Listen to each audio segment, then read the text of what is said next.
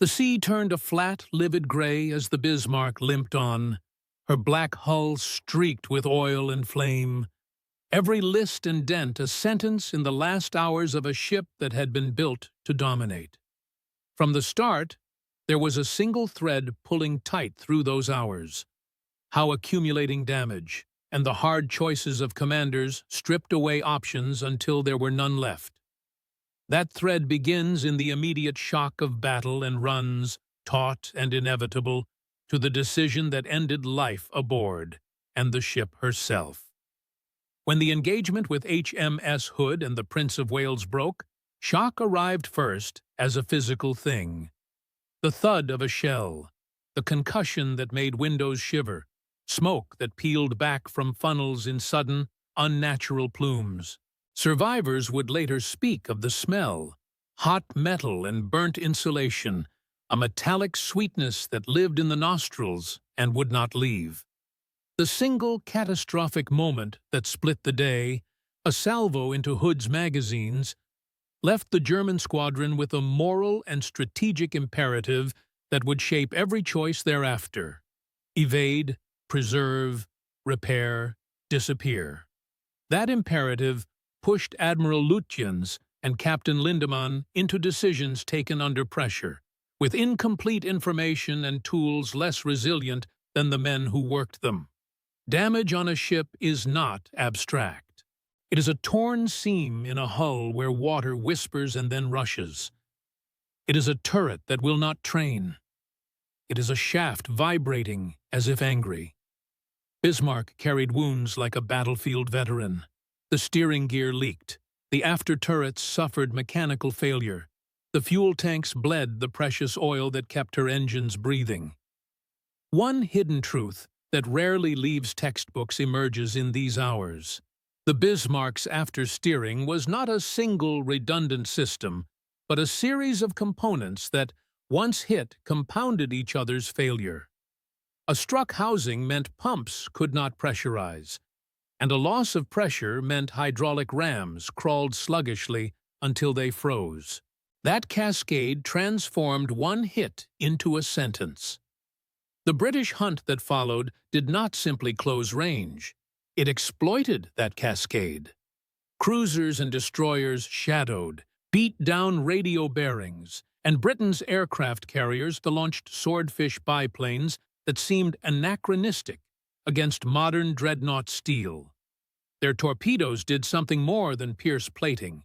They jammed a rudder into an angle. Here comes the aha moment.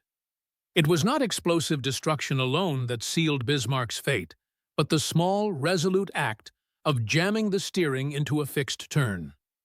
Once stuck, the most formidable battleship in the Atlantic could not choose where to go. She was turned into a predictable target, circling as she tried to buy time for repairs and for a miracle. Inside Bismarck, the men fought a losing repair war amid smoke and the roar of guns. The engineering crews, blackened by oil and sweat, heaved temporary plugs and improvised bracing, their hands knowing the ship's bones intimately. When pumps failed, electricians pried open panels with cold fingers. Stokers blasted coal with wet rags. Officers moved between compartments, shouting orders that dissolved into the ship's din. Another hidden detail appears here. The ventilation and electrical architecture that kept turrets alive depended on auxiliary power sited low and vulnerable. A hit that flooded lower compartments did not merely stop a fan, it silenced the entire orchestration of ammunition hoists and aiming instruments. Bismarck's guns grew mute in the way a broken piano will in a concert hall. As the hours accumulated, so did choices that carried moral weight. Admiral Lütjens wrestled with whether to run for the French port of Saint-Nazaire, to head for neutral Icelandic shelter, or to fight to the last. The calculus was not only technical, it was symbolic. To attempt a breakout would risk British capital ships sending crews to the bottom. To stand and fight guaranteed slaughter, but kept alive a naval doctrine that prized honor above survival. Those in the engine rooms did not argue doctrine. They argued over valves and lines, over whether a patched steering rack would hold for a coast, over whether a fire could be choked with blankets. The human scale of decisions, the hands that made them, the faces that knuckled into them, tightened the narrative until it could not breathe. Pressure mounted into the afternoon, and then into a closing storm of shells. British battleships converged with a slow, efficient cruelty. Their big guns finding ranges the Bismarck could no longer avoid. Gunnery officers aboard the German ship reported ranges, gave salvos, watched shells find water near enough to spray back like stinging hail. Men clung to ladders, to rails, to each other, the deck shuddering with impacts that sent splinters into faces. One last, lesser-known detail cuts here.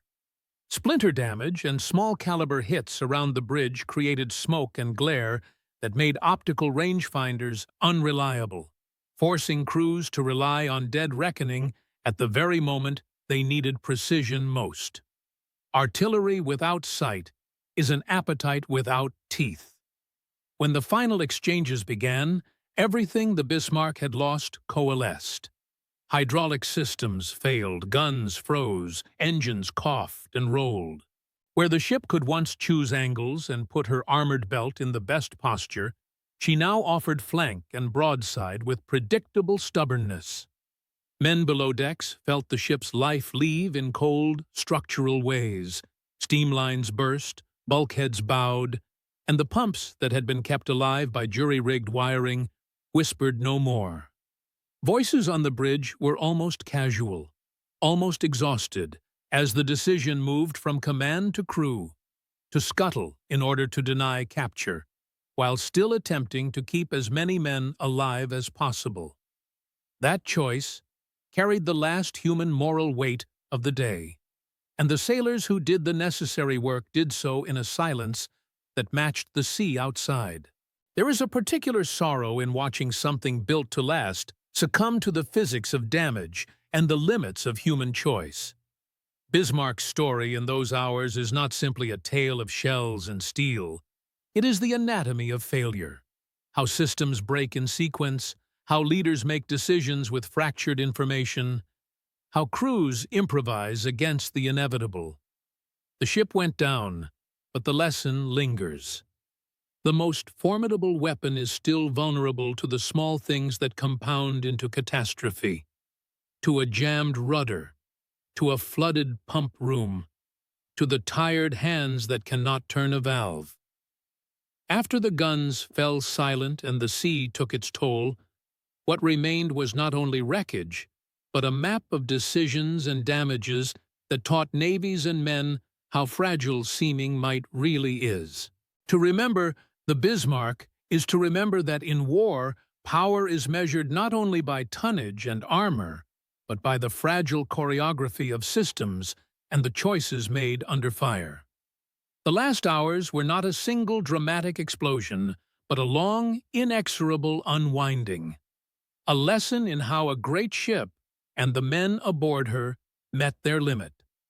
Decades later, divers would still bring up relics and letters, but the truest relic is the pattern. Damage begets decisions, decisions shape fate, and fate carves the rest into the sea. If you enjoyed this, tap like and subscribe. It really helps. And drop a quick comment telling us where you're watching from. The United States, the United Kingdom, Canada, Australia, or anywhere else in the world. Your reply helps the video reach more people just like you.